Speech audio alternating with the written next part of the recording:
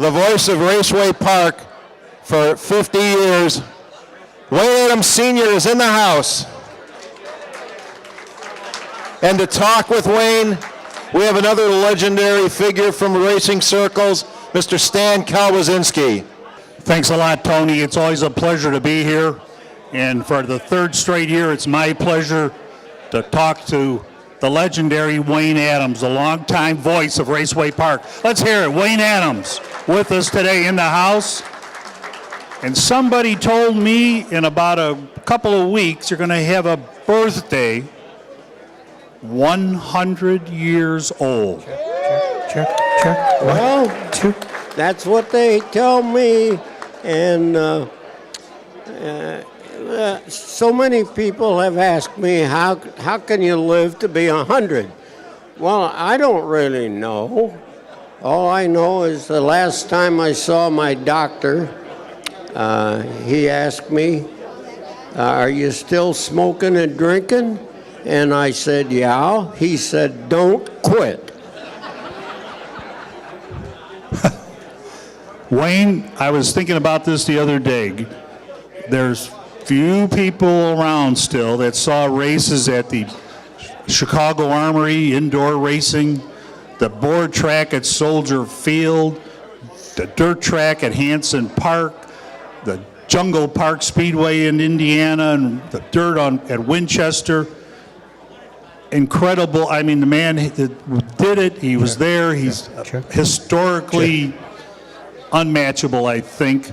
But Wayne, over the years, you ended up at Raceway Park, the world's busiest track, and you're just legendary. I mean, I remember as a kid walking into a sporting goods store and you were selling some trophies to the owner, and I turned around to my buddy and I go, that's Wayne Adams, and the voice so distinctive, and it's just great to see you. Wayne, tell us a little bit about those days at Raceway Park, those early days where you once told me they were thinking about running there 7 nights a week because the darn thing was so popular.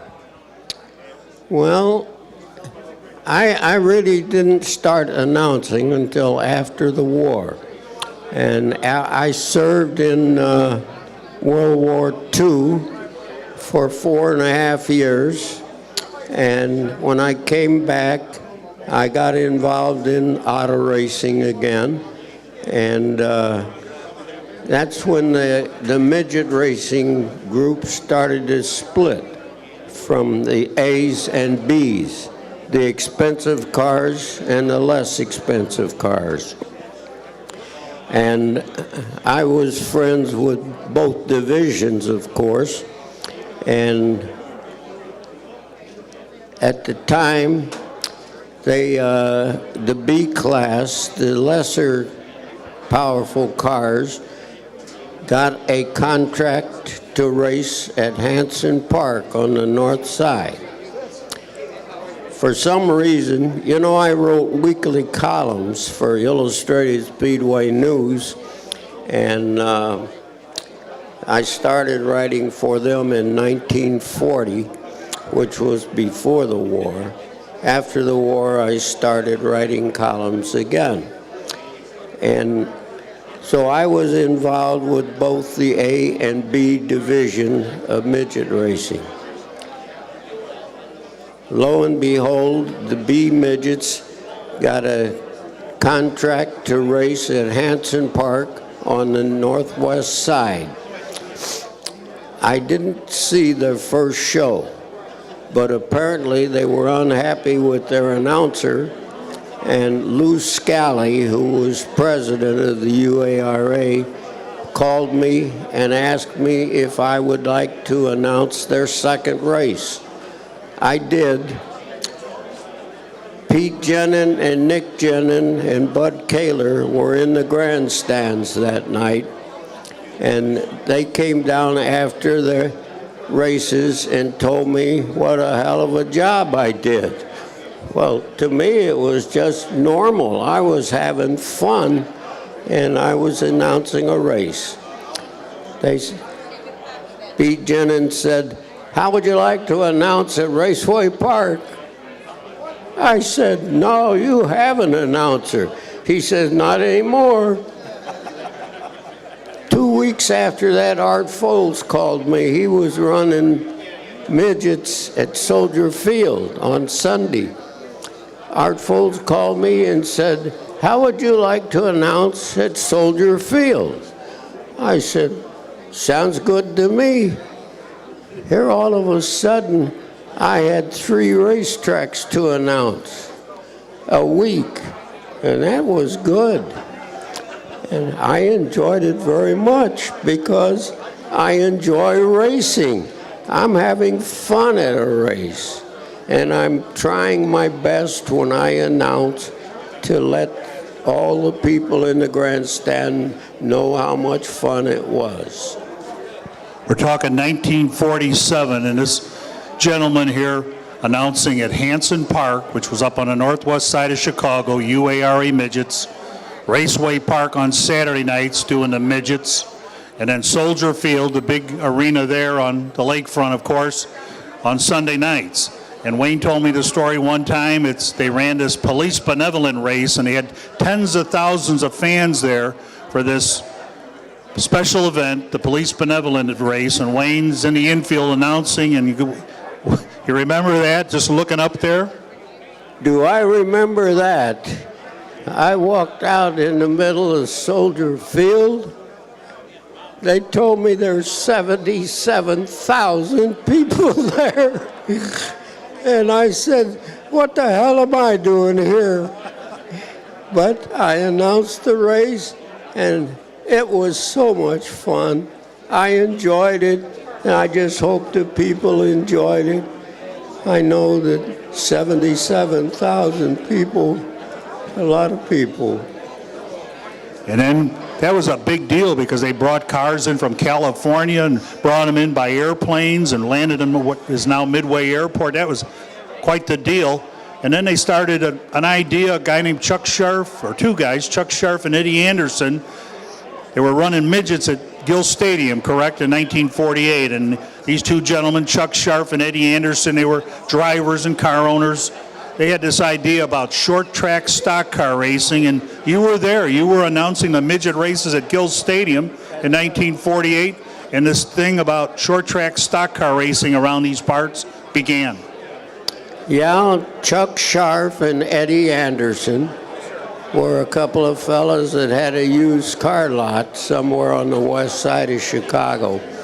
And they were great racing fans, but these 2 guys had the idea that a stock car could run around a quarter-mile track.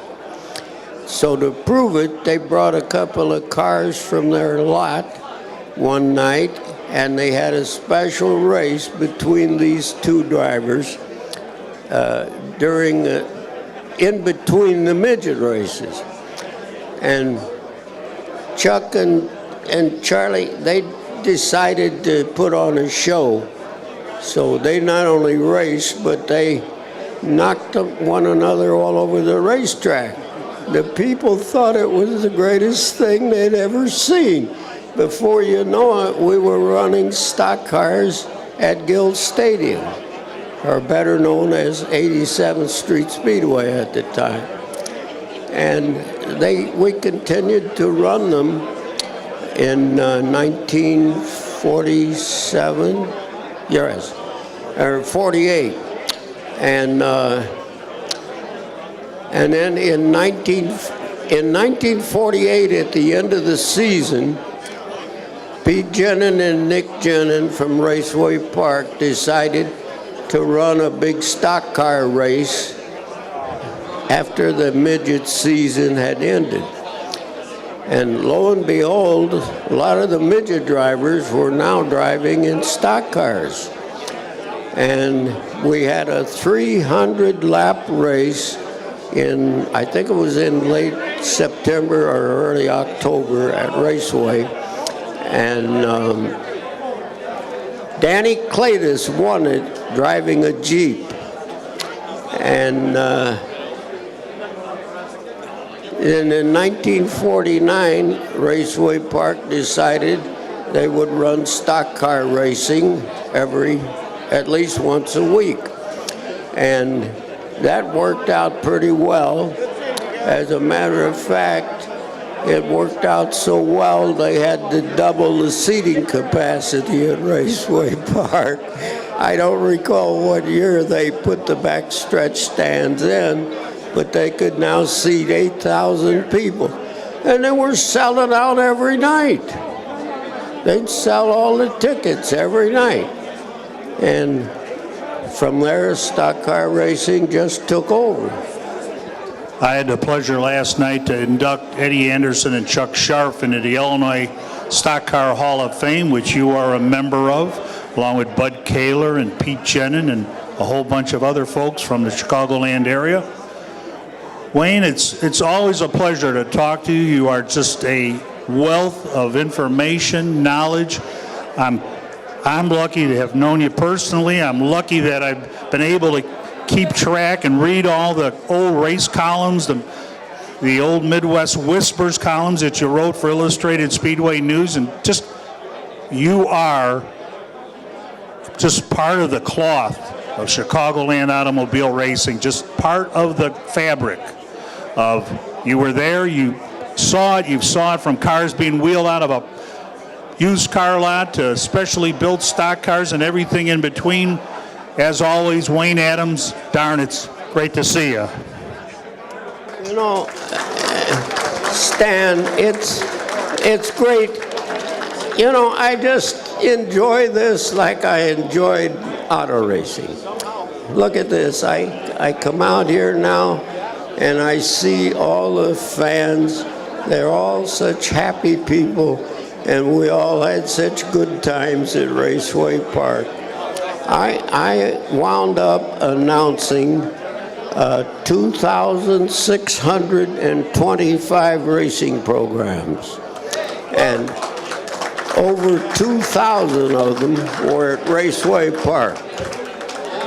It was a lot of work, a lot of fun, but I enjoyed every minute of it. It's really great. Once again, let's have a big hand for Wayne Adams, but one other thing.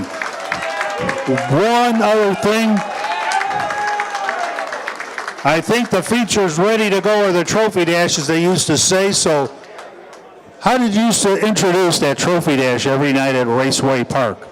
Well, actually, this is the introduction that I normally use.